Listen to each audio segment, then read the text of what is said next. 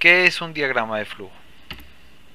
Un diagrama de flujo no es otra cosa que un gráfico con instrucciones para la realización de un proceso. Debemos tener en cuenta o debemos recordar que las organizaciones, las empresas realizan una serie de procesos para poder obtener los resultados que obtienen. Esos procesos son, por ejemplo, comprar, fabricar, vender, cobrar, contratar, hacerle la inducción a los empleados, hacer el reclutamiento tanto interno como externo, facturar, pagar, capacitar, recibir la correspondencia, entre muchos otros procesos que ustedes pueden utilizar para la realización del diagrama de flujo. Entonces recuerdo y repito, un diagrama de flujo es un gráfico con las instrucciones para que la persona que vaya a realizar cualquiera de estos procesos que se ven en pantalla sepa cómo hacerlo. Es simplemente un manual de instrucciones de forma gráfica. Para hacer un diagrama de flujo, para poder hacer el gráfico, tenemos que tener en cuenta ciertos símbolos.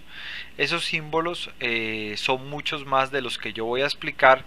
Sin embargo, para hacer más sencillo el ejercicio, voy a tener en cuenta solamente algunos símbolos de los que se utilizan para elaborar un diagrama de flujo.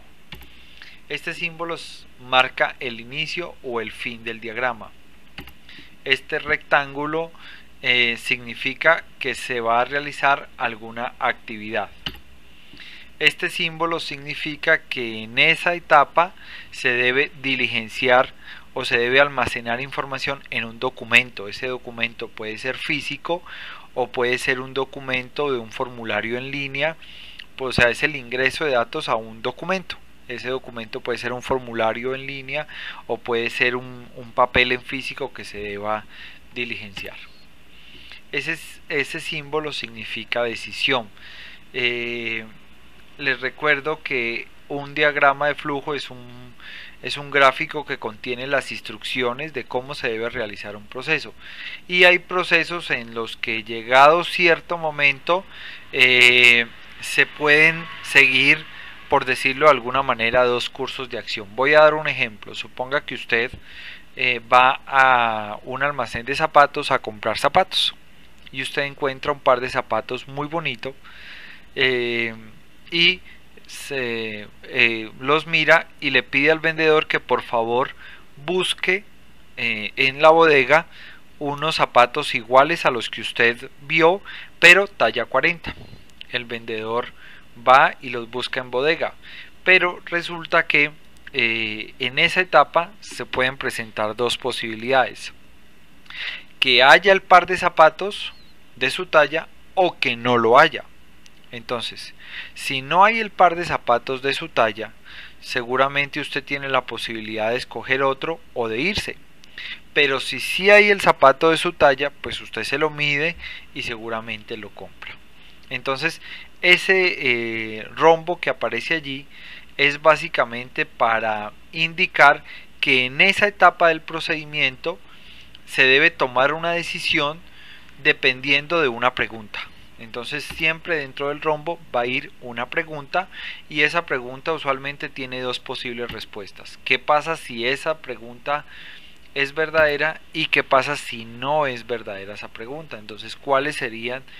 ¿Qué se puede hacer en caso de que esa decisión sea afirmativa o de que no lo sea? Bueno, proceso, vamos a tomar como ejemplo el proceso de atención telefónica a PQRS, es decir, vamos a establecer un manual de instrucciones, un gráfico con las instrucciones para que la operadora telefónica sepa cómo recibir por teléfono las peticiones, quejas, reclamos o sugerencias. Este ya es el ejemplo propiamente dicho de cómo se elabora un diagrama de flujo. Preste toda la atención del caso. Entonces, ese símbolo ya lo vimos, marca el inicio del proceso. ¿Y qué es lo que detona el inicio del proceso? ¿Qué es lo que hace que inicie el proceso?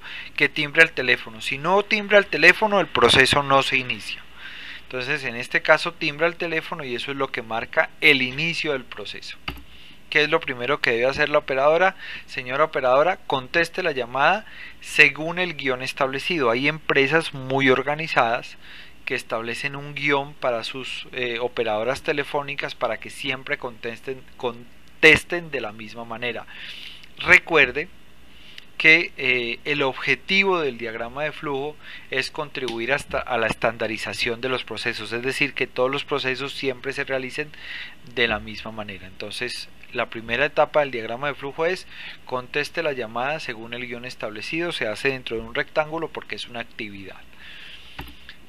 Yo no sé si ustedes han notado, pero cuando uno llama a una operadora telefónica, uno escucha como que digitan, como que hunden y presionan teclas, y eso es porque están registrando en un formulario, ya sea en línea, no creo que lo hagan a lapicero, están registrando en un formato que ellos tienen la PQRS, es decir, están digitando lo que usted le está diciendo a la operadora, cuál es su solicitud.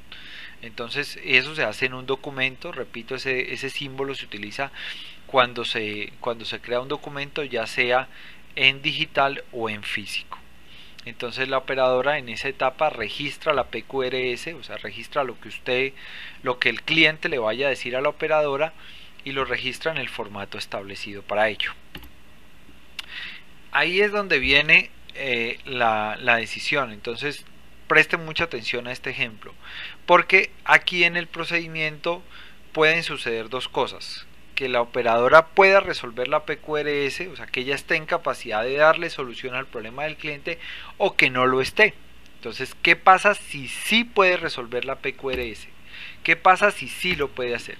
Si sí lo puede hacer, pues da la respuesta al cliente, resuelve la PQRS, invita al cliente a contestar una encuesta de satisfacción. No sé si ustedes de pronto se han dado cuenta que cuando uno llama a una audiolínea o a una línea telefónica de atención al cliente, el operador le dice: gracias por llamar, está usted satisfecho, lo invito a que después de que se termine, de que no cuelgue el teléfono, para que conteste o realice una encuesta de satisfacción. Entonces aparece una grabación donde le dice: si usted está satisfecho, presione 1, si no está satisfecho, presione 2, en fin.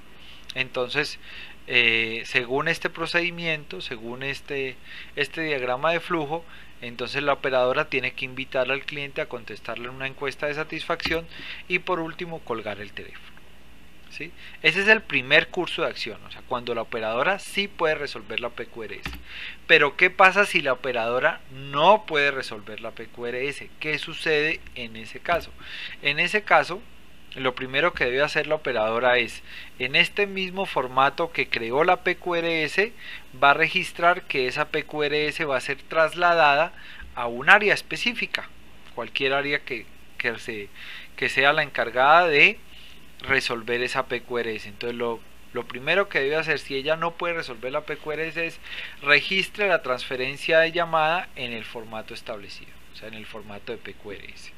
Listo, ya hizo el registro, pero antes de pasar la llamada, porque es otra cosa bastante incómoda, que a veces usted le cuenta toda la historia a la persona que le contesta y la persona le dice: qué pena, lo voy a trasladar al área encargada, y lo trasladan y sencillamente lo dejan esperando, timbra, timbra, timbra, y la otra persona nunca contesta. Entonces lo segundo que debe hacer la operadora después de registrar que la llamada va a ser transferida en un documento es verificar que el compañero del área encargada sí esté disponible y pueda contestar la llamada antes de transferirla.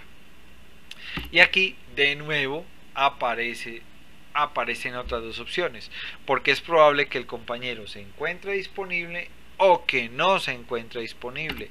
Entonces, ¿qué pasa si el compañero no se encuentra disponible?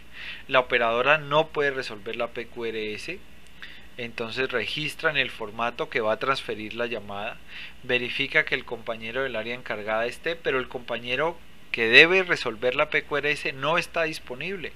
Entonces, ¿qué debe hacer ella? Pues le informa al cliente que la persona encargada no está disponible, pero que la llamada le será devuelta a la mayor brevedad posible, y cuelga la llamada. Pero ¿qué sucede si el compañero que debe resolver la PQRS sí está disponible? Entonces, otra cosa que es bastante incómoda, uno llama a una línea telefónica, le contestan, uno cuenta toda la historia, luego de que ha contado toda la historia, la operadora le dice a uno lo voy a transferir al área encargada, y en el área encargada vuelven y le preguntan a uno qué se le ofrece y tiene que volver a contar uno la historia, y así puede suceder 2 y 3 veces y hasta más. Entonces, señora operadora, antes de transferir la llamada, infórmele a su compañero en qué consiste la solicitud del cliente, en qué consiste la PQRS del cliente. Luego de que ya el compañero de la operadora está informado de qué es lo que quiere el cliente, ahora sí transfiérale la llamada y cuelgue el teléfono, porque ahí ya empieza el proceso, pero para el otro compañero. Eso es un diagrama de flujo y así se construye. Importante, todos los diagramas de flujo deben implicar un registro en algún formato o en algún documento, porque todos los procesos implican el manejo documental. Esa es una de las bases de los sistemas de gestión de calidad. Pero no todos los procesos implican este símbolo de decisión. Hay procesos que son muy lineales, en los cuales no hay que tomar decisión. Cuando utiliza este símbolo es porque adentro va una pregunta, y esa pregunta tiene 2 posibles respuestas, y cada respuesta implica unos pasos diferentes. Recomendación: suscríbete a mi canal, ponle un like a este video. Gracias.